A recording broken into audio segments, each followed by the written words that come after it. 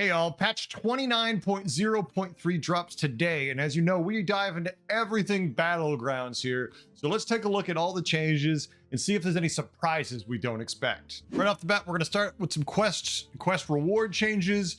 You know, we're approaching the end, but they're tweaking some of these. Very late, it feels like, but they're being tweaked. Most of these were an issue back in the day, and they still were issue now, and now they're fixing them at the end, but I guess better late than never. So let's take a look and see at the changes and see if they'll be meaningful at all. First, we have the following quests have been made easier to complete, but can no longer be paired with low requirement quest rewards. This is follow the money, pressure the authorities. Now they say, the devs say this change should reduce the frequency of quest reward pairs that feel too easy or too difficult to complete. So what this means is you won't see a difference in gameplay.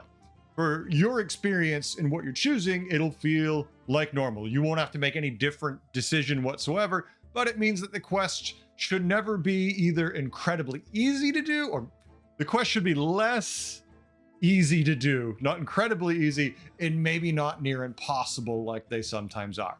Supposedly, we'll check it in practice. The following quests have been removed from the quest pool, exhumed the bones, and sorted all out. Now, the dev comments these quests had too many situations where they're either very difficult or trivially easy based on your early board rather than the reward they were paired with. Removing these two from the quest pool makes the quest reward pairing smoother, more consistent across games. And I agree with this completely. There's some heroes that just completely break these, but there's also times where your shop is just perfect and it's like, oh, trigger 4 death rattles and you've already got 2. And you look in the shop and there's 2 more and you're like, okay. There's other games where, you know, you will roll for the first 7 turns, just play it like normal. You won't see a single death rattle. And if you have to trigger death rattles, that doesn't feel good. So these are good changes. I'm cool with these. The following quest rewards have been made easier to earn: Splitting Scroll, Gift of the Golden Kobold, Temporal Tampering, Anima Bribe, Cookbook, Wondrous Wisdom Book, Boom Squad, and Blood-Soaked Tombs. Now, some of these I don't care about at all, because even if they're easier to complete, I still don't really want them. You know, oftentimes you're going to get a quest with the different tribes that are in the game and the hero that you're playing that feel like you have a no-win situation. But maybe if these are easier to complete, even if they're a quest that doesn't necessarily work with your hero, that you can at least get the quest done early so you can try to find a win condition with that. You know, I'm not going to complain about these changes. It's just, once again, the timing feels really bizarre at the very end when there's only a couple weeks left. The following quests have been made harder to earn, and a couple of these are a little bit of a surprise. Sinfall Medallion, Stable Amalgamation, Tumbling Disaster, Turbulent Homes, and Gilnean Warhorn. Some of these are already very difficult to complete at times, so I'm a little concerned about the nature of that, but I mean, there's some other changes coming up that might balance this out nicely. Sinfall Medallion has been changed. It old was after you play a minion, give 2 other friendly minions of its tier +2/+2.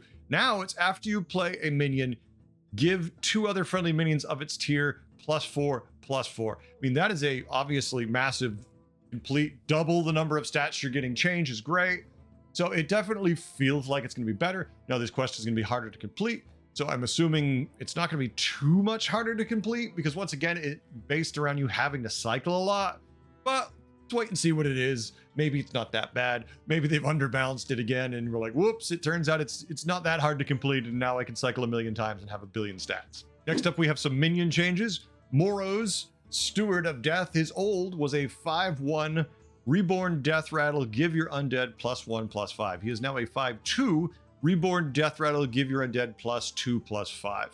So essentially they have made him a little better. The 5/2 I don't like so much because I want him to have 1 health, because I want him to die and not somehow manage to survive.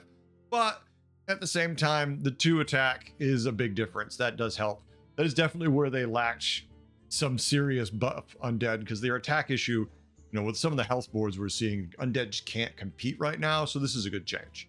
Felbor gets a little bit of a buff. I like this change. I'm not going to complain. It could be better. It also could be worse. And this is Felbor used to be tier 6, 3/8. It is now tier 5, 2/6, with the same ability of where you cast 2 spells and you consume a minion in the shop. I think putting this at tier 5 makes it definitely more viable. I'm still not really excited to be playing it most of the time. You know when you're going to make this work. If you're running Quilboar, if you're running Naga and you have a bunch of spells and you don't have a win condition, this is a good way to buff up something on your board really quick. It certainly can do the job if you are playing demons and you have some kind of spell cycle, but demons don't usually have a lot of spells, so we'll see. It's interesting. It is a good card in a menagerie setup. You're doing a Nala build. This thing is great, but once again, have to get some games before we can really make too big a decision, but it definitely feels like a buff to me. There's no doubt about that. Tychondrius. Poor Tychondrius has been just useless for the longest of time. Old 4/4, after your hero takes damage, give your other demons +1/+1. Now, new 3/3, after your hero takes damage, give your demons +1/+1.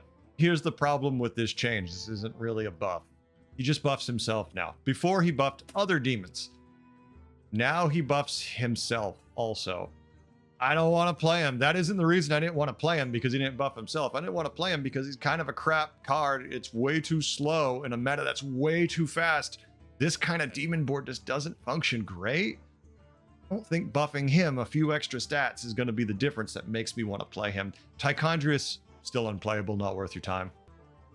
Living Azurite got a buff, and this is going to affect the game a bit. Used to be a tier 4 4/4, now a tier 3 3/3 with the same effect of every time you cast a tavern spell, elementals in the tavern have +1/+1 this game. This is going to be a big deal because this makes Peckish Feldrake even more disgusting. This makes buffing your shop far more viable now that it's at tier 3. We'll see. I think putting at 3 makes this more interesting a thing to do, because before, when it was at 4, it felt a little late. Now tier 3, it feels like more of an option, but I want to get some games. But it's a buff. There's no doubt about that. It is a buff to elementals. Speaking of minions getting changed, the Wildfire Elemental went from tier 3 6/3 to back to tier 4 8/4. This is familiar to you because this is where he already was before, at least tier-wise. I think he was a 7/4 before. Now he's an 8/4. Maybe I'm wrong, but it feels right. With the same effect of overkill hitting a minion on the left or right when it's gold hitting both. I mean, this is a nerf. The stats don't really matter. His effect is great. You can buff him up a whole bunch. Well, they said this is a nerf buff. This is just a straight up nerf. Bream counter got a little bit of a nerf. I'm still not sure it's enough, but let's take a look and see what you think. Used to be a 5/5. Well, this is in your hand. After you play a Murloc, gain +3/+3. Now it is a 6/6. While this is in your hand, after you play a Murloc, gain +2/+2. Now, I think this is where Blizzard likes to nudge things in the right direction, and they keep nudging it until it gets in the right place. I feel like this card would be viable if it got a 1/1 buff. It doesn't have to be a 3/3 or a 2/2. I feel like 1/1, if you cycle enough Murlocs, is still gonna make this work. I mean, we'll get some games in and see, but I don't think this 1/1 reduction in stats is gonna make a huge difference. I mean, it's obviously more than that. If you're cycling, say, 4 to 8 to 10 Murlocs a turn, obviously the accumulative value will make a difference. It'll affect your other minions who who are depending on the minions in your hand to be bigger. So we'll see, but I think this is the tiniest of nerf. But I mean, maybe it'll make all the difference. I just think it isn't going to. Next up, we have some Battleground fixes and game improvements. We have Cloning Conch will remain removed from the Tavern spell pool with this patch. Now, question is, and I get asked this a lot, is this a nerf of Murlocs by removing this, or was there a bug? Now, they did say there was a bug, but I've definitely seen enough people yelling and screaming this was a nerf because by removing it, it is by definition, with nothing replacing it, a nerf. It is. And it not coming back because there may be a bug associated with it, or just because too strong means Murlocs are a lot weaker. With the stat reduction being made to the Bream counter, and now your inability to get extra copies of them. Thank you. Please, thank you, Blizzard. Please don't give them 3 gold copies or 4 gold, whatever the heck it was, of this card, because we don't need to copy Bream counters or Primal Fins in your hand. I feel like all the lobbies are better. All the Murloc players are horrified. Everybody else breathes a sigh of relief that this is not coming back. Fixed a bug where Turbulent Tombs, Gilnean Warhorn, Secret Culprit, and Ghastly Mask had the wrong completion difficulty modifiers, sometimes making them easy to complete and sometimes making them hard to complete. Now, this won't have any direct change on how you play the game. It is all background stuff. It's all number shit we don't see, that we don't have any idea how it works or what it does. We just know that they have tweaked the numbers in some way that it's going to be more reasonable how they're completed now. So if you're not getting those quests, it's going to feel great that they might not be completing them super early. But if you are getting those quests, it might be You're probably remembering the times you completed it super fast and not the times you never could complete it because it was just an unreasonable reward, but a good change all the same to everyone's overall experience, right? Fixed a bug where free-flying Featherbane's effect could trigger during the recruit phase. Yeah, we don't want it. We don't. If we take a free-flying Featherbane, we certainly don't want it bouncing onto the board in the recruit phase, please. Thank you for this fix. I didn't actually run into this bug even once. Luckily, I have no complaints at all. It would drive me nuts. Speaking of mildly exciting, some sleuths have noticed, and I don't know how long it's been there, but I heard it was mentioned by someone to be there, and so I had to run and look. If we take a look over at the store, there's a date when this season of Battlegrounds ends. And it's April 15th, folks. This goes away, and we start the next season on April 15th, 16th, whatever it is exactly how you want to figure it out. That means we're about 2 weeks away from the quest meta being done and moving on to whatever the new thing is. Hopefully, we get duos and we get some new thing for your regular Battlegrounds players who aren't interested in duos, and we're not all forced to get into an unhappy pile together. Hopefully we can do our separate things, and you know, they can do theirs and we can do ours, or you know, whatever.